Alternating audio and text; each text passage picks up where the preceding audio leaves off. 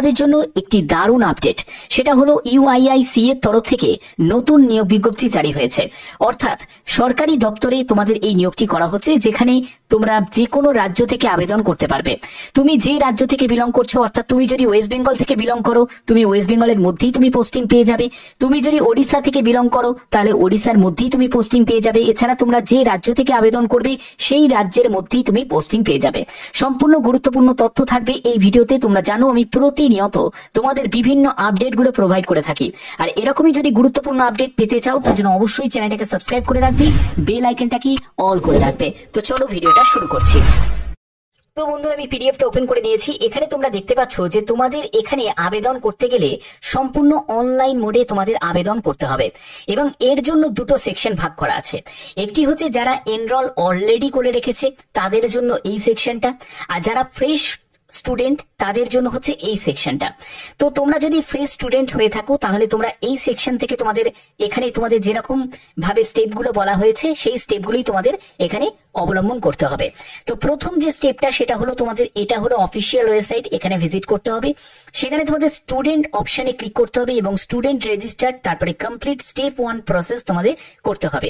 তারপরে তোমাদের স্টেপ 2 থাকবে, যেখানে তোমাদের স্টুডেন্ট লগ ইন করবে, কমপ্লিট অ্যাপ্লিকেশন ফর্ম এবং ইউনিক এনরোলমেন্ট নাম্বার, যেটা হচ্ছে 12 ডিজিটের থাকবে, সেটা for each student will be generated.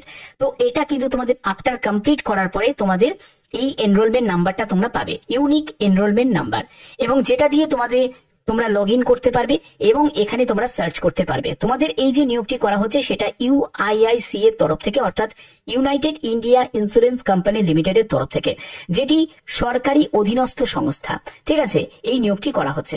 এবার দেখো, তোমরা যারা যারা এখানে আবেদন করবে, আবেদন তোমাদের 15 এপ্রিল থেকে আবেদন শুরু হয়েছে, সম্পূর্ণ অনলাইনে শুরু হয়েছে, এবং আবেদনের তোমাদের শেষ তারিখ হচ্ছে 28 এপ্রিল 2025। এখানে কোনো রকম কিন্তু রিটিন এক্সাম হবে না, কোনো ইন্টারভিউ কিন্তু হবে না। তাহলে কি হবে, সেটা হলো ডকুমেন্ট ভেরিফিকেশন। এই ডকুমেন্ট ভেরিফিকেশনের জন্য তোমাকে ফিজিক্যালি উপস্থিত হতে হবে। যারা যারা শর্ট লিস্টেড ক্যান্ডিডেট হবে তারাই কিন্তু এই সুযোগটা পাবে, এবং তার জন্য তোমাদের অবশ্যই একটি ভ্যালিড মেল আইডি এন্টার করতে হবে আবেদন করার সময়। যে রেজিস্টার্ড মেল আইডি তুমি এন্টার করবে, সেই রেজিস্টার্ড মেল আইডিতেই কিন্তু তোমাদের কল লেটার পাঠিয়ে দেওয়া হবে। ঠিক আছে, এখানে আবেদন করার সম্পূর্ণ প্রসেস তোমরা জানতে চাও, তার জন্য অবশ্যই তোমরা কমেন্টে লিখতে পারো যে স্যার কমপ্লিট ভাবে অ্যাপ্লিকেশন কিভাবে করতে হবে সেই ব্যাপারটা জানান। তো দেখো, এখানে অ্যাপ্লিকেশন করার জন্য তোমাদের বলাই হয়েছে যে ইনকমপ্লিট অ্যাপ্লিকেশন যদি থাকে, সেই আবেদন কিন্তু তোমাদের রিজেক্ট করে দেওয়া হবে। অবশ্যই এটা কিন্তু তোমাদের বুঝে সুঝে আবেদন করতে হবে। এবং দেখো, তোমাদের আবেদন করতে গিয়ে যদি কোনো জায়গায় কোনো কোয়ারিজ থাকে, তাহলে সেটাও কিন্তু তোমরা সলভ করে নিতে পারো। এখানে একটি মেল আইডি দেওয়া আছে, এই মেল আইডিতে তোমরা মেল করেও কিন্তু তোমরা জেনে নিতে পারো। তো এখানে যে নিয়োগ হচ্ছে সেটা ইউআইআইসি এর তরফ থেকে, যেটা গভর্নমেন্ট অফ ইন্ডিয়ারই কিন্তু অধীনস্থ সংস্থা, যেখানে তোমাদের অ্যাপ্রেন্টিসশিপে এই নিয়োগটি করা হচ্ছে, অ্যাপ্রেন্টিসশিপ 2025-26। এখানে কোন কোন স্টেট থেকে আবেদন করতে পারবে, বিহার, ঝাড়খণ্ড, ছত্তিশগড়, ওড়িশা, ওয়েস্ট বেঙ্গল এবং আসাম। এই স্টেট থেকে তোমাদের 1 বছরের একটা অ্যাপ্রেন্টিসশিপ করার তোমাদের সুযোগ দেয়া হচ্ছে, এবং এখানে যে কোনো শাখায় গ্রাজুয়েশন করলেই তুমি এখানে আবেদন করতে পারবে, মানে আর্টস থেকে হোক, সায়েন্স থেকে হোক বা কমার্স থেকে হোক, যে কোনো শাখায় গ্রাজুয়েট হলেই আবেদন করা যাবে। এবং এখানে তোমরা দেখতে পাচ্ছ নাম্বার অফ অ্যাপ্রেন্টিসের জন্য তোমাদের এখানে ভ্যাকেন্সি কি কি দেওয়া আছে সেগুলো একবার দেখে নিতে পারো। এখানে তোমরা 9,000 টাকা প্রতি মাসে তোমরা স্টাইপেন্ড পাবে, 1 বছরের তোমাদের ট্রেনিং এ নেওয়া হচ্ছে। এবার তোমাদের অনেকের প্রশ্ন থাকবে যে স্যার 1 বছর ট্রেনিং করার পরে আমাদের কি কোনো চাকরি বা কাজের সুযোগ থাকে? তো নিশ্চয়ই তোমাদের কাজের সুযোগ থাকতে পারে।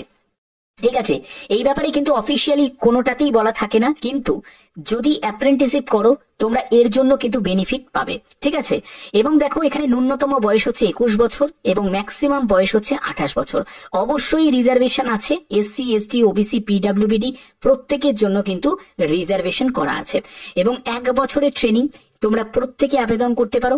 Apprenticeship training southern region entrusted with the task shortlisted যারা ক্যান্ডিডেট হবে ফ্রম অনলাইন যে আবেদন করবে, সেই ডেটাগুলোকে চেক করা হবে, তাদের যে স্ক্রুটিনি করে যোগ্য প্রার্থীদেরই কিন্তু ডাকা হবে।